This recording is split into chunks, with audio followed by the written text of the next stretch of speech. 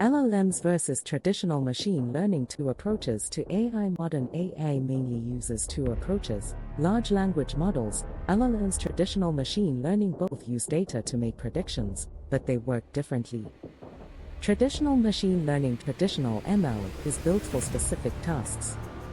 Examples: fraud detection, recommendation systems, sales prediction. These models learn patterns from structured and labeled data. LLMs, large language models. LLMs like ChatGPT are trained on massive text datasets. They can perform many tasks such as text generation, summarization, question answering, code assistance. One model can handle multiple tasks. Key difference: traditional ML, task-specific models. LLMs, general-purpose AI systems. When to use each: traditional ML works best for structured data, business predictions, analytics tasks. LLMs work best for language understanding, content creation, human-like interaction. The reality today: most modern AI systems combine both. Traditional ML handles data predictions. LLMs handle language and reasoning.